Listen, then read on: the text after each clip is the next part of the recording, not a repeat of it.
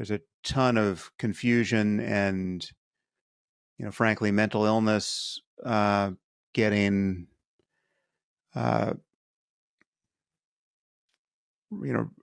propped up as a political movement there. And it's not to say that there aren't, real cases of gender identity issues and gender dysphoria where where the right answer is surgery and respect and tolerance and all of that. I mean, I really don't doubt that, but in the culture war, there are no winners, just podcasters.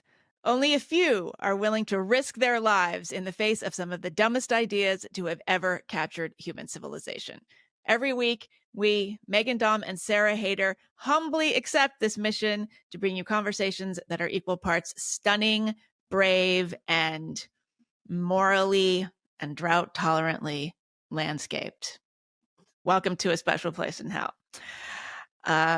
Sarah, you and I have a very special guest this week. Yes. Very, very special, Sam Harris, who needs no introduction to our audience, but in case anyone just stumbled on here. I'm happy to hear that. Nice to see you guys. Thank you so much for being here. Yeah, we do that little spiel every time, and we have a different third adjective. So that was in your honor. Morally and drought-tolerantly landscaped. I didn't fully understand it. No, she doesn't understand anything. Half the references go right over Sarah's head. All right. Well, I'll be as morally landscaped as I can be here. Yes. Yeah.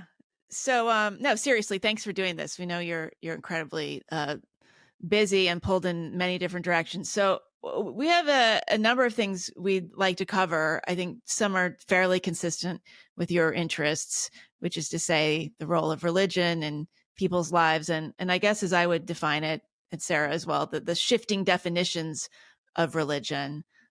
We also have a number of questions from our listeners that we're going to relay. Okay. But I think first we want to talk to you just about the state of the heterodoxy, for lack of a better term. So Sarah and I started this podcast about a year and a half ago. And although we have a pretty solid vision of how to maintain integrity and sort of dignity in this space, we also find ourselves competing against people who have fashioned themselves as edgelords, and it's not really a fair fight. So I guess we were thinking we might start by asking you to reflect on this overall ecosystem of podcasters and substackers in the alternate media space these days, and tell us how you think it's going. I'm worried about it. I think it's largely unhealthy. I think we have incentivized a level of contrarianism and conspiracy thinking that is just at the fringe, completely deranged, and the people who get pulled to the fringe and it never ceases to surprise me, right? So they're people who had real reputations you'd think they'd want to protect, real, academic and intellectual bona fides to stand on, and they have just, now they're like, I don't know what to compare it to. It's like a, I don't know. It's almost like the crop circle phenomenon from the 80s. I was just going to say, it's like weird thing happens, and then you have all these people going all in on the most fantastical interpretations of something that is clearly fake, right? And then it's just in this case, the other shoe really hasn't dropped in a way where we can disconfirm all the madness. But it's there's just enough truth to a lot of this conspiracy thinking and this distrust in institutions that it's very hard to debunk, right? I mean, you could always find the edge case where yes, the CDC lied or something, right? Or there's these emails between whoever and whoever, and they seem to suggest something sinister. But then everything just catches fire in this. Out here in Podcastistan or in Substackistan, you're incentivized to promulgate the most bizarre and inflammatory possibility. I mean, it's like the worst thing that can seem remotely plausible is the thing that people go all in on, and they find a signal in their audience that says, yeah, more of that. We want more of that. You're the only one brave enough to do that. And, Right. we're going to pay you for that. And then you see 100 podcasts later that's what they're now into, so it's very strange. As far as guarding against it, I think you have to, I mean, part of it's just a matter of, I guess, character and intellectual integrity. And I mean, not to sound too self-congratulatory, but I mean, I think some people just have more of an inner bulwark against the temptation to sell out in that way. And I think, and conversely, I think some people just have an appetite for conspiracy thinking and the notion that power is always corrupt, institutions are always corrupt, everyone up above you in the hierarchy is always lying, no one has good intentions, right? That there are people who are just wired to view everything through that kind of lens. And on the right and the left politically, I mean, these are the same sorts of people, even though they before yesterday seemed committed to totally different projects. I mean, someone like Tucker Carlson and Glenn Greenwald, right? I mean, they're so far, traditionally they're so far apart politically. Now they're like a two-headed monster, right? Which is just pure pandering to this. What was that? Yeah. Well, would you say? I don't know if Glenn Greenwald is pandering, though. I think he believes it. I think he's always believed it. Whatever it is whatever rabbit hole he's going down, he's fully committed to it.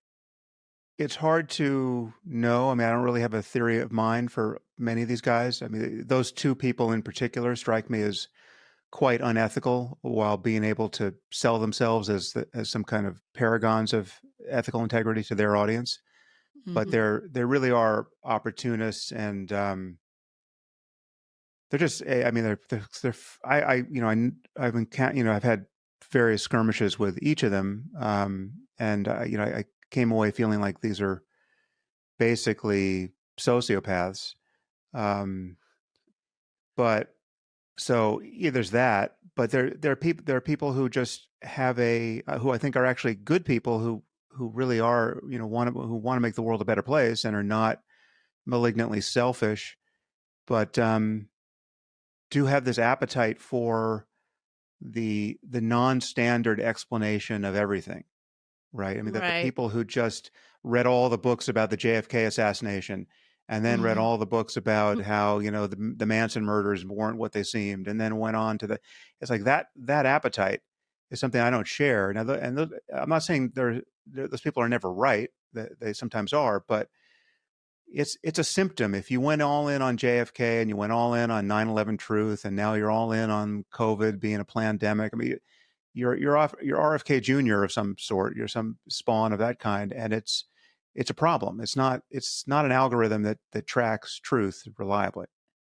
Yeah, and it's also like statistically impossible that all those conspiracy theories would turn out to be true. I feel like if you're going to be a conspiracy theorist, pick a lane, pick one.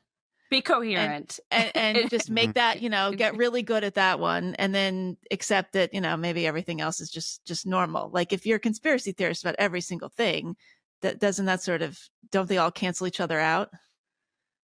Well, no, it's because I think it's born of this underlying distrust of power and institutions, and it's also it's a kind of, again, I mean, I'm not a clinical psychologist, but I detect in most of these people a kind of narcissism that is getting leveraged here, where it's like, because it really puts you at the center of the story. It's like no one, like you alone in your room with your computer can just break open the world, right? Like you can make history, and you can't trust no one. All the powers that be that have all these resources supposedly aimed at the truth are not only incompetent, they're actually lying most of the time, or certainly much of the time. And you've seen this ray of daylight you've detected the signal in the noise and the obfuscation, and you can do this on your own. And you're riding into battle. It's like a David and Goliath story, and you're David, and you seem likely to win. And in the current context, you have a pure channel of adulation aimed at you on social media. Once you find your audience, I mean, have you seen, occasionally I look to see how one of these people is getting received by their audience, and it is just, kind of an endless series of blowjobs by lunatics, right? I mean, it's just it's the Beatles come to America. Yeah, it's heinous. Every time. It's just like you can see what's going. Like, these people are now siloed off in their own, wet dream of credibility, because they have thousands upon thousands of people telling them they're basically the Messiah, and it's bonkers. Okay, so how do we achieve that? I guess that's what we're asking. Well, then, you can. There's some people I would recommend you study. I'll send you a few links, and I think we not naming names. Yeah. Okay, wait, I have a question, but Sarah, I don't want to. Do you have anything you want to add? Because I feel like we're focusing a lot on like speakers and thinkers. But what's interesting about it is that it's happening to everyone. It's happening to individuals. It's happening to all these closed communities. And Megan and I talk a lot about social contagion, the gender stuff, and how it's spreading. And what's amazing about it is that people are just self-radicalizing in much the same way that these public speakers and thinkers are self-radicalizing, but they don't have like a monetary incentive necessarily. Mm-hmm. They're getting a lot of other things out of it. And I think maybe there's just a pull of this kind of media and platform and social communication that we've never experienced before. I think that the reason that question of like that Megan and I wanted to ask you that question, like how to survive this, is because my response to it is to almost to retreat, to say that, okay, well, what's going on is a hurricane out there of information. And here I see all these intelligent people, well-meaning people that I respect occasionally, many times even, there are aspects of them that I respect, and I see them fall for nonsense and then become deranged. And it seems like, well, if they could do it, if they could fall for this, then maybe I could fall for something. And I might not even know that it's happening to me because they don't seem to be aware that it's happening to them. So maybe the sane thing to do is not to stand in the center of the storm and try and fight it and be as, strong as possible and resist the winds, but to just, get out of its path. Hunker down. Yeah. Yeah. Well, I had, to some considerable degree, I've taken that path. I mean, I have gotten off of social media, and whenever I go back on it, I mean, occasionally I go back on X to just see, a current event breaking, right? So, I don't have an account anymore, but I go, I have, I don't have a personal account, but, we've got basically the marketing accounts for the podcast and the app. And so if I, it's really, I mean, it's amazing what's happened over there, because I'll go into one of those accounts to look at just at like the home feed, and I'm not following anyone, right? So there's the algorithm doesn't really know me, because we don't really do anything other than we just put out our stuff, and we don't interact with anyone else's stuff. And what I see on that home feed is just so toxic and awful. It's unbelievable. Like, I mean, literally, I mean, it's just like, security cam footage of people getting shot. And I mean, it's just insanity, right? Yeah. Like people having, accidents where it's just, it's unbelievable. So, and then it's, all the stuff that is the sort we're talking about, conspiracy addled people with huge platforms.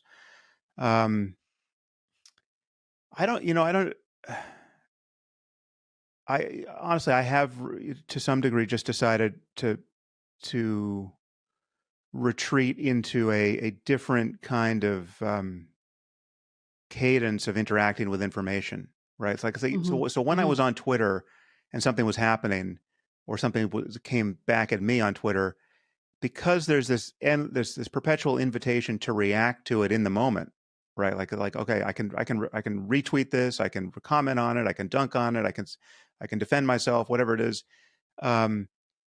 Because that open channel was always there, the temptation was always there, and I would either resist it or not by turns. But it made me feel like, okay, now my digital life and my engagement with the world has to happen in these increments of like now it's happening now. You can respond now. You go public right now. You got just make sure there's no typo in it, and now all of a sudden you're out there, and I don't feel that anymore at all because I don't have a channel like that, right? It literally doesn't exist for me. So for me now, I just have to decide, well, do I want to talk about it on my podcast, or do I want to write something about it? And that the cadence there is the fastest it ever gets is like once a week, right? So it's like so and 99% of things don't survive the full week of just deciding whether it's worth. Once I turn on the mic, next Tuesday or whatever, is that thing still top of mind to comment on? And the answer is almost always no. And so that becomes a kind of filter that really does, in my experience, uncouple you from this collective derangement. I mean, I get that, yes, it's possible. Now, I'm still talking to someone who's creating content for an audience as opposed to just consuming other people's content. And I know that people who are just purely consuming are also getting deranged. But there, I just think, as much as it's true that our institutions have shown signs of decrepitude, the New York Times, the Atlantic, these marquee journals are. I don't know if they're truly less reliable than they used to be, but there's this pervasive sense that we have to worry. I mean, Megan, you might have a more informed opinion about that, but I think people have a hard time distinguishing the opinion section from the news reporting. I mean, the New York Times does excellent journalism. I mean, if they're going to do war reporting, I don't particularly have a reason to distrust it. But unfortunately, so many resources and so many eyeballs are on the opinion pages that's the stuff that gets the most attention. And then you have all the kind of, the sort of the stuff like the arts and culture and book reviews and any kind of cultural commentary is also infused with this, great awakening sensibility, whatever you want to call it. And so I think that, people get totally overwhelmed by the stuff that is not the serious reporting. And so the New York Times is just kind of written off as some kind of like repository of fashionably far left progressive ideas, when that's not the case. And in fact, like if the New York Times wasn't doing reporting, we would be missing a lot of reporting out there, right? Yeah. So I don't know what they expect to happen, but abolish the New York Times is no more useful proposition than abolishing the police. Yeah. Although the problem of bias, even on the news side, predates the Great Awakening, right? Because when you really know an issue, when that becomes your thing, then you can begin to see how distorted things get, and I think people are more aware of that experience. I mean, I first remember it when I was covering, Islamism and jihadism, back, now 20 years ago, right? And I would see a terrorist attack reported very much on the news side of the firewall over at the New York Times, and it was reported in such a way as that you couldn't even figure out the religious identity of the perpetrator, as though maybe an Anglican had blown himself up on the subway on 7/7. It's like it's just there was a reluctance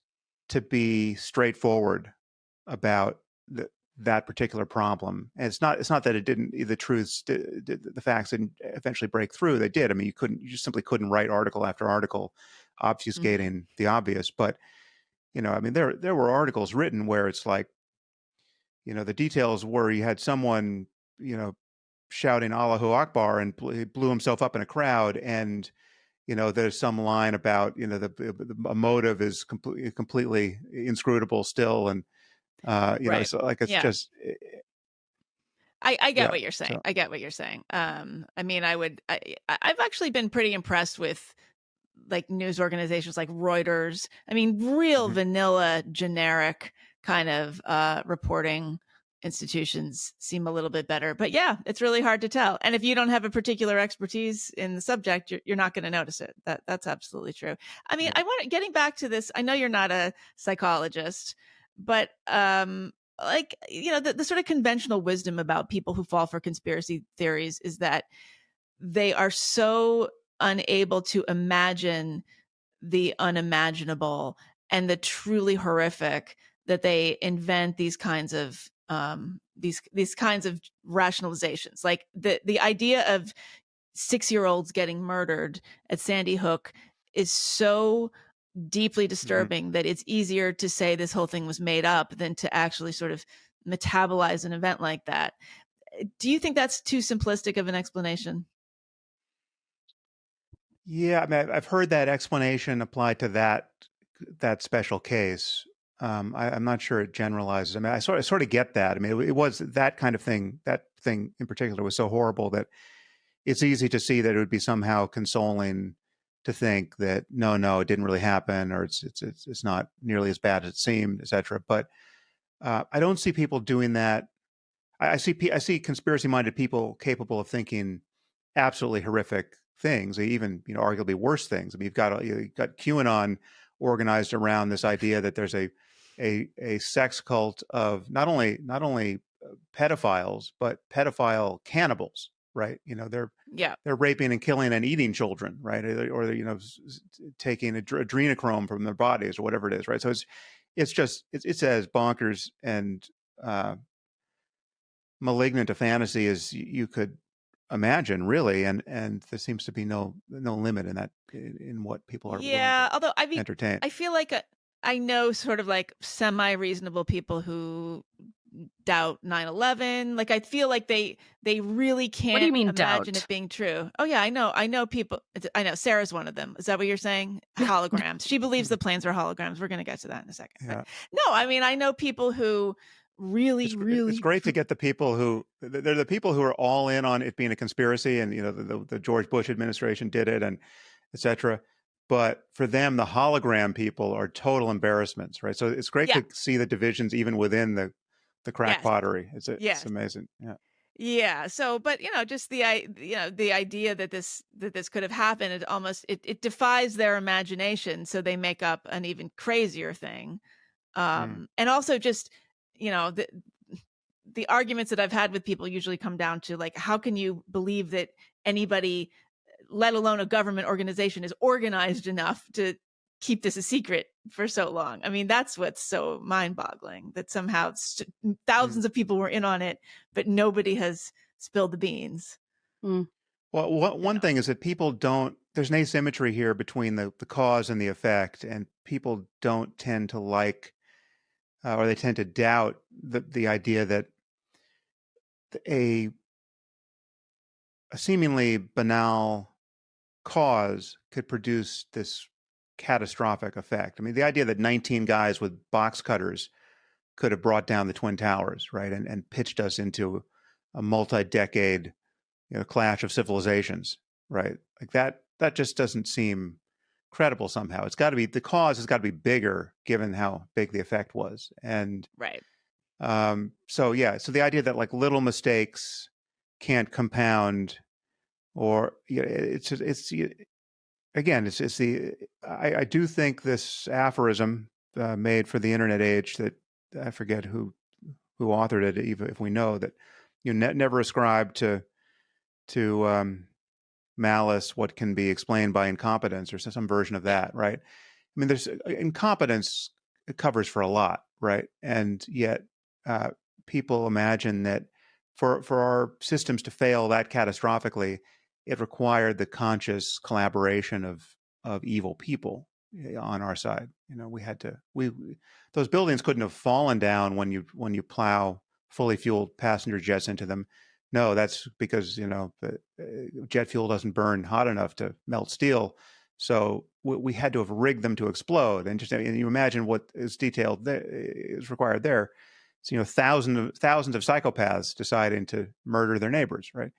It makes no sense. But still, there was one moment, I don't know if it can't possibly be true now, but there was a poll done 15 years ago, and it was 16% of Americans claim to believe some version of 9/11 truth, right? So it's always an amazing number of people who will say, yeah, that might be true. And I certainly don't believe the official story. So 16 or 60? 16. Yeah, 16% of Americans claim to believe that the Twin Towers were brought down by our government. Okay, well, if they polled people related to me by blood, it would be a lot more than 16. Let's just put it that way. Yeah, I've got one. Just I've saying. got one too. Yeah, I know this particular theory intimately because I've gone round and round with a family member about this one.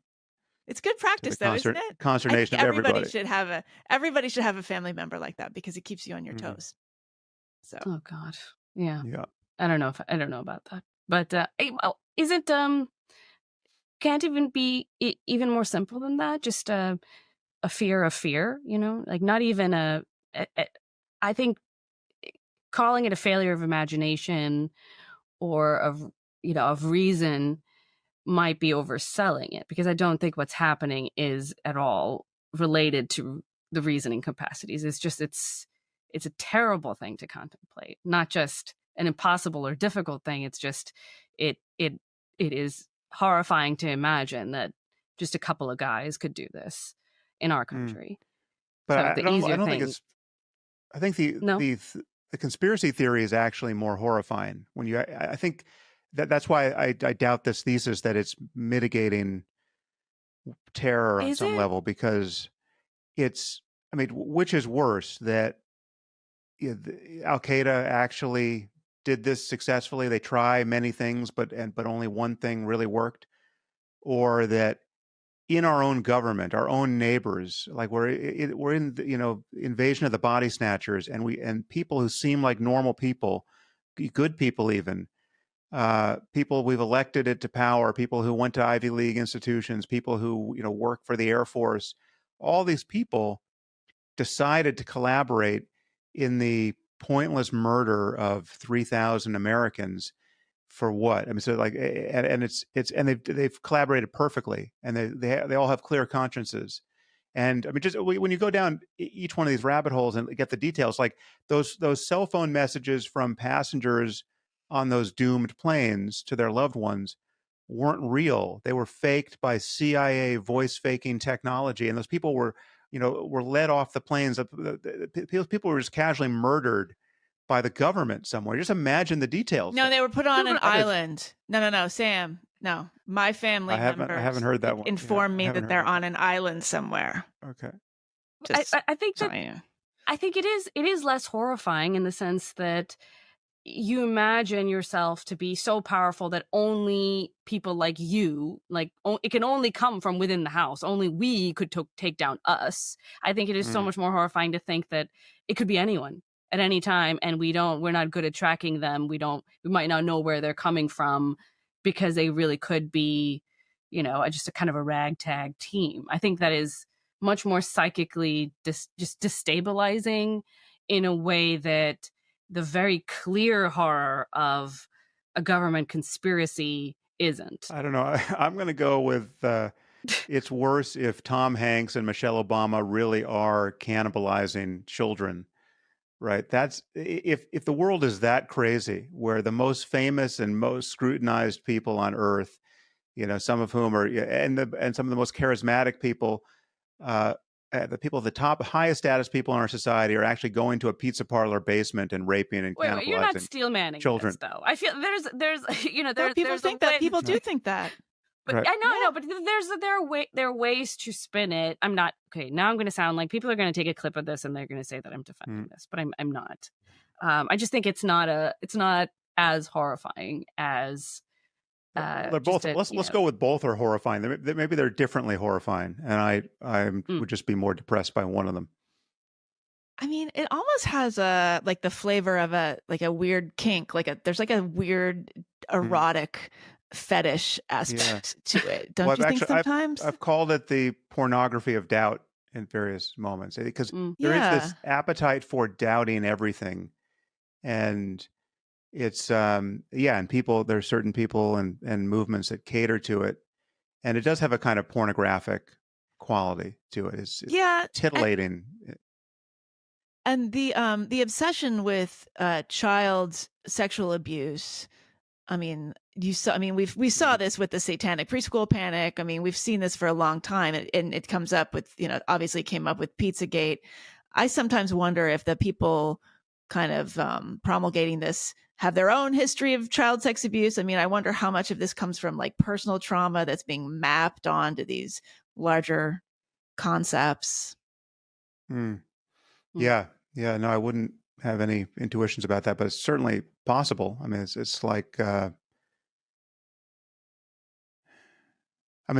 satanic panic thing, I still dimly remember that. And that was, I'll never forget, Lawrence Wright, the author, when he was on my podcast, had this great story, which I've repeated many times.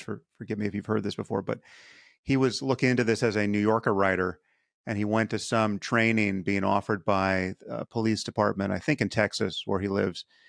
And so he's a cop, talking to journalists about the scope of the satanic cult problem in the United States. And he said that last year, 50,000 children were murdered by satanic cults in the United States. And Lawrence, it took him about 3 seconds to realize, wait a minute, there has not been a year in American history where there have been 50,000 murders of any kind recorded. And I'm being told by a cop that 50,000 children were murdered last year by satanic cults. So something interesting is going on. Even with institutional capture of some kind. Yeah. It's fascinating. Yeah, I mean, you grew up in Southern California around that time, McMartin Preschool and all that. Do you remember any of that stuff personally? I do, and the truly corrupting thing about this, and just the vagaries of human memory, and what is called in certain quarters of psychological science the illusory truth effect, which is just the we have a bias toward believing things even when those claims have been subsequently debunked. The debunking tends to just kind of ramify the memory that the thing was true in the first place, right? You just sort of remember it being true. And I remember what it was like to go back. This is just a few years ago. For some podcasts I was doing, I had to go back and revisit that particular conspiracy, and I remember thinking that there had been some truth to the McMartin Preschool allegations, right? Like that's how it got lodged in my memory. That there was something I don't remember. Obviously, it wasn't a satanic cult, but there was some sexual abuse of kids, and people went to prison, and it was just so where there's smoke, there really is some fire. Certainly if there's that much smoke. And no, people went to prison for it was a complete confection of at least one mother who seemed to be schizophrenic, and just these awful interview techniques of children, and people did go to prison, but no, there's zero evidence that anything happened. And it doesn't seem as if we've learned anything. Like now, how do we prevent that from happening? Well, they don't interview kids like that anymore. I mean, it was it did change investigative procedure. That was a watershed. They don't. I mean, the way that they were interviewing the kids would just shock you. Like, if you've looked at it in 2024, but I mean, that sort of contagion. I mean, I think it was a mother who had, pretty serious mental health problems, just kind of showed up one day and decided to make an accusation of sexual abuse. And then it just got out of control. And the children were saying that, elephants were flying across the room, and they were being taken down and chopped into pieces and then put back. I mean, it's a remarkable kind of way of thinking about what the human brain is capable of. But there in that particular case, I mean, there is a sort of psychosexual, weird dynamic there too, but there's also a religious underpinning to some of these these conspiracies, right? So you can see people's Christian sensibilities in many cases getting leveraged. Notions of Satan, right? I mean, we forget that something like half the country thinks that Satan is real, like really real, not just a metaphor for human evil, but like literally there are powers and principalities of darkness, and there's a spiritual war that has to be waged against these things, and at any moment you could be lured into temptation. There are 14th century ideas that are still operative for many people. So imagine what it's like to try to figure out whether kids are getting abused in a preschool based on satanic cult activity when you think Satan is actually real, right? You got to just imagine that's a very different sort of search algorithm than would be familiar to me or most people I know. Yeah. And I mean, I've talked about this before. It was no accident that stuff sort of started coming up in the 80s when you had middle-class mothers going back to work. There were more kids in day school. It was in daycare as a way of scaring parents. It was a perfect storm for this kind of panic. And the sort of guilt about putting your kids in daycare was exactly part of that. Yeah, and mothers. Yeah, it was a feminist. I mean, you could make the argument that it was kind of a feminist backlash sort of thing. Huh. Sarah, this is right up your alley. You're always stressing about daycare. Now you definitely. Yeah. How many kids do you have now, Sarah? Right now? I have 10. Is that what we're going with? And they are all the spawn of Satan. So Satan does exist. Right. And yet you're on this podcast. They must all be That's how daycare. satanic she is. Well, I want to shift a little bit. I mean, here we are. We're recording this February. It's been, I don't know, several months now since October 7th. I mean, you said something last fall in one of your monologues. It just about the political response to the attack and the just incredible, shocking response from the left. You said if anything good comes out of this outpouring of hate, you're talking about the anti-Semitism. If anything good comes out of this outpouring of hate and moral confusion, it will be the end of identitarian politics on the left. I think you said that maybe in November. How do you feel about that statement now? I feel like I think I do detect that we have reached peak woke and that the pendulum is swinging back in some sense. I mean, have you seen the film American Fiction?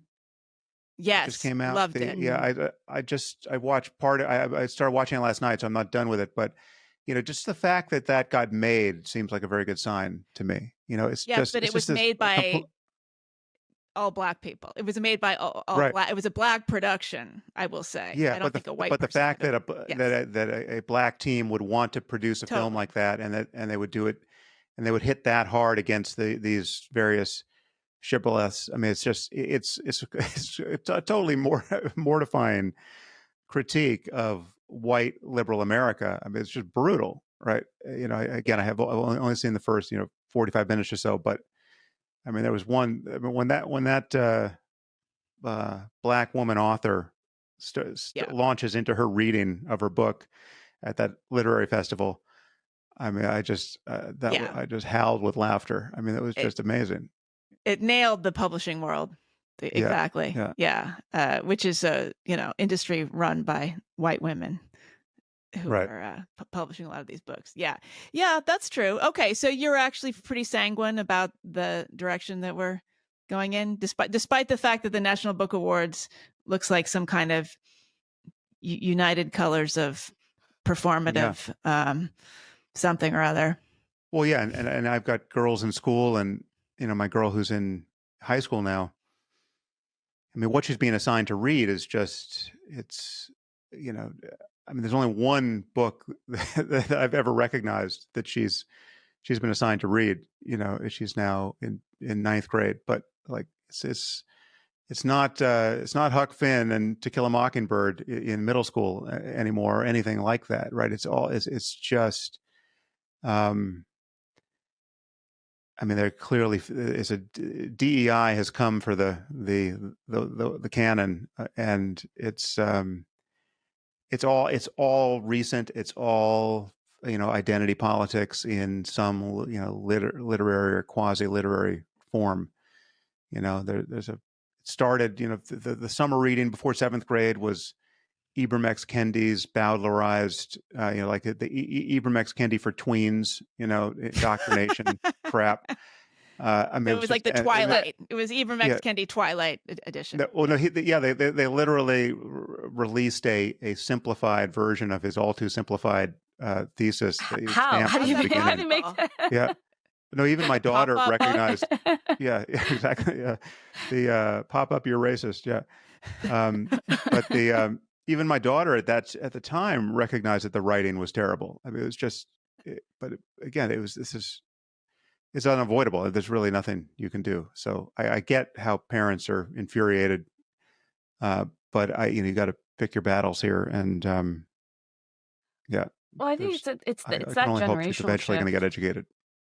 That generational shift that makes me like, that's what I'm paying attention to. Megan and I disagree about things turning around. Megan I think you're more positive that at some point. Yeah, Sam's on my side. Point. Sam's on. Yeah, you're on. So you're on give me your pessimism. That's why it's because we're old. Let's hear it. Yeah, well, we're out of energy. We just. Yeah, that's right. Yeah. Just lay down. We've been exhausted. I do think it is true that liberals, like nice liberals of a certain generation, are waking up. I think Generation X is waking up. Those people are starting to see it. They didn't see it before. They didn't understand how these ideas could be harmful, or how they could turn into this kind of very parasitic growth. But my generation, millennials, and the generation underneath us, I feel like this is their normal, though. They don't even. It's an entirely different climate when you sort of walk into wokeism, as you guys have, growing up in a very different liberal norms kind of lifestyle. Saying the R word all the time, right? I mean, you had a different world, and then suddenly you're like, oh, wait a minute, everything's changed. What's happened? Something's changed. But I don't. That's not how the younger set view it. It hasn't changed. What's changed? What's liberalism? What does that look like? They don't have anything to compare it to. And I think that the division in the way that I've seen, my older friends respond to the war and to October 7th specifically, and how I've seen younger people respond to it, that's alarming to me. That makes me think that there's a divide there. Pretty stark. Yeah. I mean, that may be a special case, but yes, it's something like 67% of people under the age of 24 are basically for Hamas. I mean, it's completely, it's very hard to even think about. But again, I'm not on TikTok, even as a consumer, but I think something like the ratio I heard reported that the ratio of pro to anti-Israel content is like it's like 56-1 or something against Israel on TikTok. And part of that's just a natural consequence of just the numbers of people. I mean, there are 15 million Jews in the world and over 2 billion Muslims, right? So it's just like if everyone's tweeting and texting and TikToking and uploading their content to YouTube, you're going to see the Jewish voice swamped there.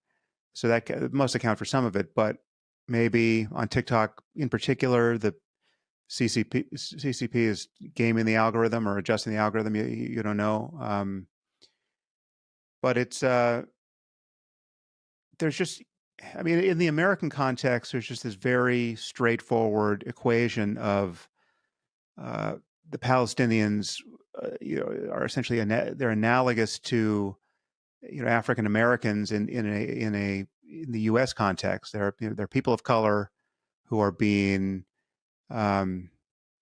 viciously oppressed by white oppressors, right? And that's all. That's the schema, right? That's people don't understand anything else about the region. They've never been there. They don't understand that the black-white distinction doesn't make any sense in that context.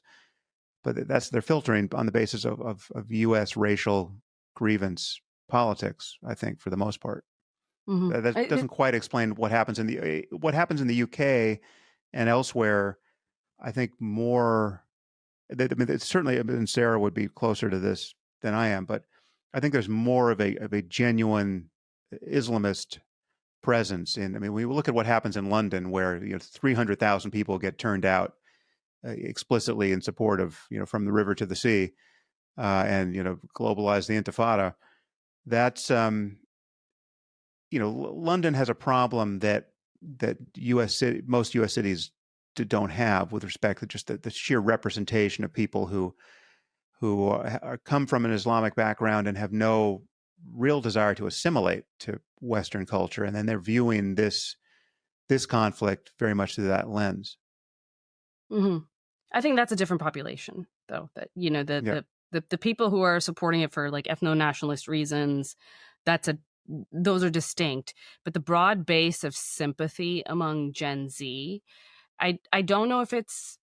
I think you caught it, Sam, which is that it's not so much about race, though. I think it's just that general privilege oppression framework. Like that's their lens of understanding the world, not just race issues or this war, but of everything. And they do apply it to everything.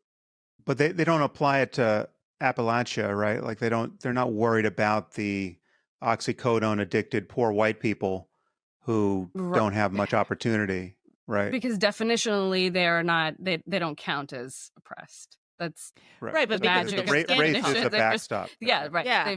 They've defined their way out of that problem. Yeah. But I think that's a very real sympathy, and I think that to some extent it makes sense that young people would sympathize with that kind of worldview, as you're young and you feel oppressed by your parents or authorities or whatever, so maybe you're seduced by it to some degree naturally, and maybe you'll grow out of it. But I do think that it is there. It feels as if something has shifted more broadly, and maybe something that's contributing to it is that there's a lack of a religious foundation that would provide a different kind of framework. Not necessarily a better one or one that I would agree with more, but a different one in any case. Say more about so that. You're wondering whether wokeism is drawn energy from the vacancy of religion? Yeah, that it's lost their. Do you feel at times? Do you feel as if the atheism movement has contributed to this problem?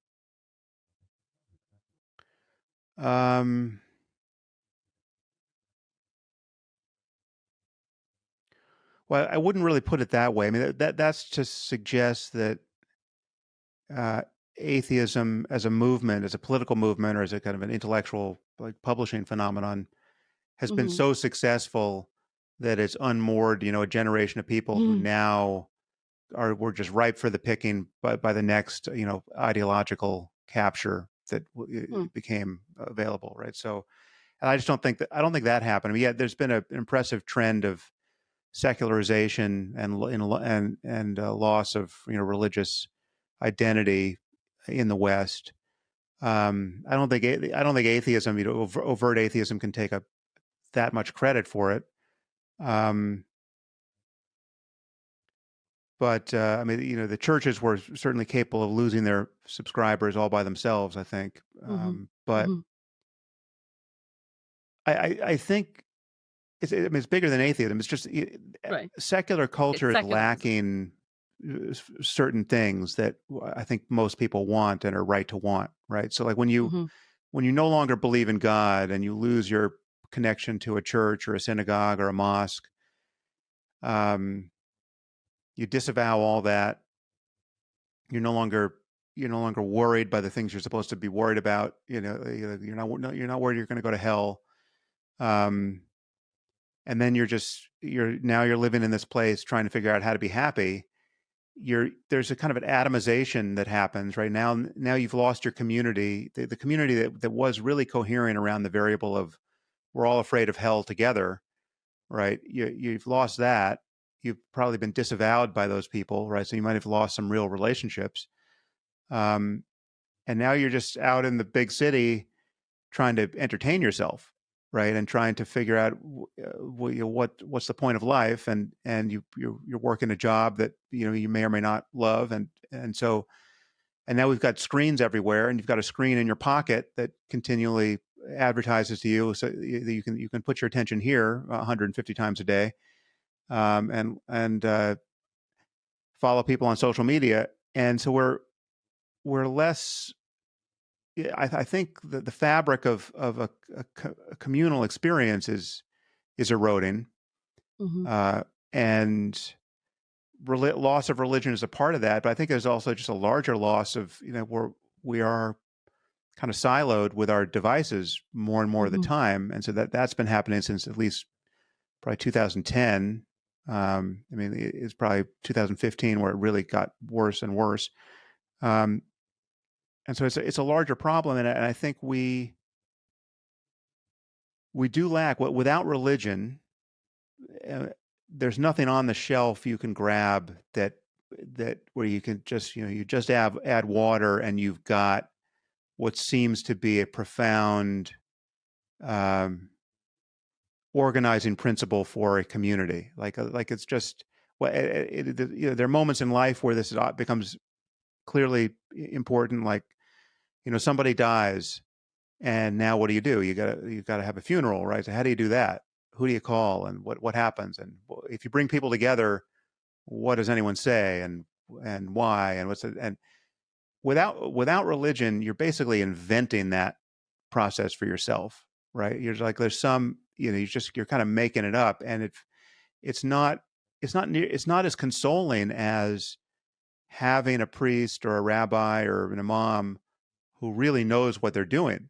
I mean, one thing they do is they know how to do that. They know how to bury people. They know what to say to an audience that really believes all the nonsense, right? The consoling nonsense that gets said at moments like that. So, and it takes it off of you. You don't have to say the thing, right? You're not accountable. Yeah. That's the worst. If you're dealing with somebody who just died and then you have to get up and be in charge of what to say, that's like an added burden. So these roles are deeply necessary. Yeah. So something is lost there, and there are many things. I think so people are finding their togetherness and their profundity in really piecemeal ways, and it just hasn't. You can't point to it in a way that is satisfying. You can't say, okay, go to this building on a Sunday, and you're going to be blown away by how profound it is, right? People go to conferences. They'll go to TED once a year, and they try to get some sense of the non-ordinary out of that. But no, I think it's not none of what we're doing is good enough, really. I think we want more than that, and so there is this vacancy left by the loss of faith that is happening pretty much throughout the Western world, and but I really can't credit obnoxious atheism of my sort with that change. I mean, I'm sure it's we've changed some minds, but it's just not. I think it's a bigger process. Mm-hmm. Mm-hmm. Yeah, I agree with that. Generally, I do think though that you pointed to what's happened with individuals and communities and the alienation that has created socially. But would you say, and this is just something I've been thinking about and I don't know how I feel about it, but one of the more disturbing thoughts that has been cropping up in my mind more recently, especially when I look at very secular derangements, things that I see as being potentially far more harmful than the religion that I grew up with. And like what, even maybe, well, I would say trans issues, specifically gender stuff. But looking into that and seeing with my own eyes how very sensible people can just within a matter of months be convinced of something that they would have found ludicrous a year ago, and then make huge changes in their lives and transform their bodies in a permanent way. It made me lose faith, I guess, in human reason or capacities for reason. And so I'm left with the sense that, well, old religion is bad. These ancient religions are bad, but new religions might be worse. And secularism, to the extent that it leaves this void, opens up the path for these more horrifying new religions. Yeah, well, I don't know about worse. That was the first half of our conversation with Sam Harris. There is just about a whole other hour more, and you can hear it if you become a paying subscriber. To do that, go to aspecialplace.substack.com and join our listener community.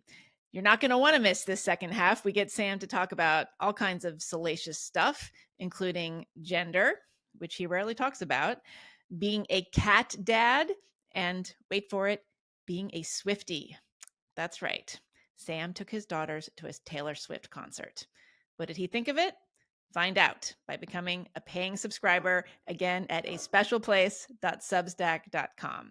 He also answered listener questions, and those listeners are paying subscribers. So you should become one too.